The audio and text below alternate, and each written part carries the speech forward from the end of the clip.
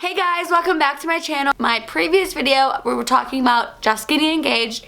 In this video, let's talk about planning a wedding. So let's get right into it. So I wanted to give you guys a little inside scoop on how to plan a wedding in 6 months. So let's rewind a little bit and go back to June. So we got engaged at the end of June.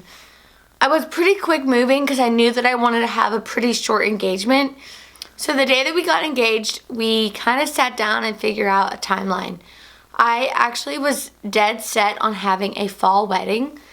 And for some reason, the second I got engaged, it kind of all just switched for me. I kind of sat down and talked to Chad and I was like, I think I want a winter wedding. And he was like, what are you talking about? Like, we were dead set on like an October fall wedding. And I was like, winter just sounds so pretty. It's just different. Nobody really does it. So here I am planning a winter wedding. I sat down with my family and I was like, I really want a winter wedding, but the only way I want a winter wedding is if we do it at Seven Springs. And everyone's like, oh my God, that's going to be so expensive.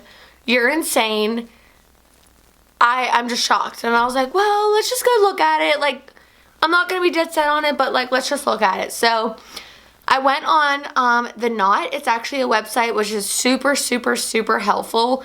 And I absolutely recommend doing this if you are engaged. Go on there. You kind of put in like your wedding day that you want, and then it'll pull up like different venues, and then you can schedule all through there. You can look up your venue, your hair, your makeup, your videographer, your photographer, your literally everything that you need is right there on that one website. So basically, I went on the website the one night and I was just looking at a few places, and Seven Springs popped up because I was already in the back of my mind, and I was like, you know what, I'm just going to email them and see what they have to say. So even before we did that, I kind of sat down and I kind of did like a rough draft guest list just so you could see how many people that you're thinking, because different venues have different number of people that they could fit into that venue. So you have to kind of have like a rough estimate on, if you want a small wedding or if you want a really big wedding, just so you know that that venue can even fit your needs. So we go to Seven Springs. I schedule it. It's for like a week later. Me, my mom, my mother-in-law, and then Chad went. And it was so exciting. It was absolutely breathtaking. So they show us like, I think 4 or 5 different rooms where we could have the wedding. And then we go into where we actually picked. It's called the Winterberry, and oh my goodness. Literally, I was shocked. I was like, this is it. Like, nothing's stopping me. This is it. And so I kind of was like taking a deep breath, like, wow, like this place is literally breathtaking. I can only imagine how much it cost. So we walk back into the room where it's like her office, and we're sitting there, and she's like, all right, I'm going to hand you like an estimate of like the total cost. And I was like, okay. So I'm going to make a whole different video on the cost of the wedding, because you don't even want to know how much a wedding costs. But she hands me this piece of paper, and I'm like, okay, this is a lot of money. So before we even went ahead and did anything, the venue that we picked actually includes the catering, the food, the cake, the alcohol. You get a room, which for the price of what it is, like, they better be throwing in everything for you because it's insane. So basically everything that's included is in like a price package. So that's like your number one thing, is finding your venue. Once you have your venue and your date, everything else kind of falls into place. So after the venue, we picked our date, and I went and I scheduled it to try on my dress. So I went, tried on my dress, and instantly fell in love. It was the 3rd dress that I tried on, and I went over budget. I feel like the whole wedding is just going over budget. Like, you cannot plan a wedding without going over budget. It's just impossible. So I found my dress, and then after that I asked all of my bridesmaids, and I have 6 bridesmaids total, and everything was just falling into place. And then you just book like your videographer, your photographer, your DJ. So once you kind of book everything, that's like the most stressful part about planning a wedding, is making sure everyone that you want has your date available.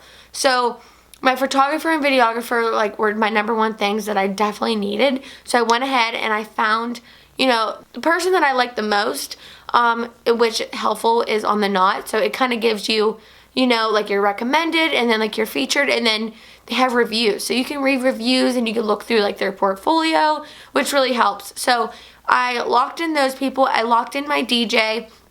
So basically I locked in everything I needed within that first month. So that is venue, dress, photographer, videographer, my DJ, and then I also didn't have to worry about catering or anything because that was already locked in with my venue. So that's a very big stress reliever. Then I booked my florist, which not everyone does this, but my florist actually accommodates with everything. So I don't have to worry about centerpieces, my archway, any decorating. So basically my florist takes care of everything. Yes, you pay the price of hiring someone to do that, but it takes away so much stress. I cannot tell you enough how stress-free it's been to have someone take care of it all. So Seven Springs also has a day of coordinator. So that day, the full wedding day, she'll take care of everything, make sure that everything is going accordingly. She'll talk to all my vendors, make sure that they're all scheduled to come in at that day, and she'll kind of take that stress away from me so that I literally just show up. That was my number one thing with planning my wedding, is that I just wanted to show up, get ready, feel pampered, walk into the ceremony, and then everything else is just taken care of. I leave that night, we go have our after hour party, and the cleanup's done.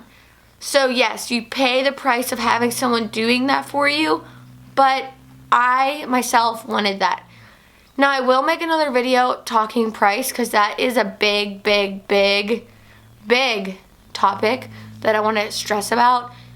I went into my wedding thinking that it was going to be X amount, and it's like literally triple. Give this video a thumbs up and comment down below if you guys want to see that video talking price of a wedding, because I definitely think that's helpful if you are a soon-to-be bride, or you just got engaged, or even if you're not and you're just curious, because I know I was. Even before I got engaged, I was like, I wonder how much weddings really do cost.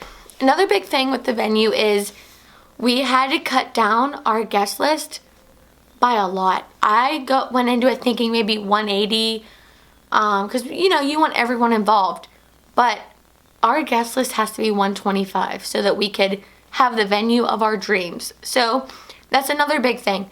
If you go into it thinking, I just want everyone I love and everyone I like want at my wedding and I don't care about the number, you might have to cut some losses on some of the very expensive venues, because sometimes you got to realize what's important, and I definitely couldn't have Seven Springs with 180. Like, I just couldn't. I didn't want to go broke for a wedding. So that's another big thing. If you just want to sit down with your fiance or your family and talk budget, then I always just recommend, you know, don't put yourself into debt over this.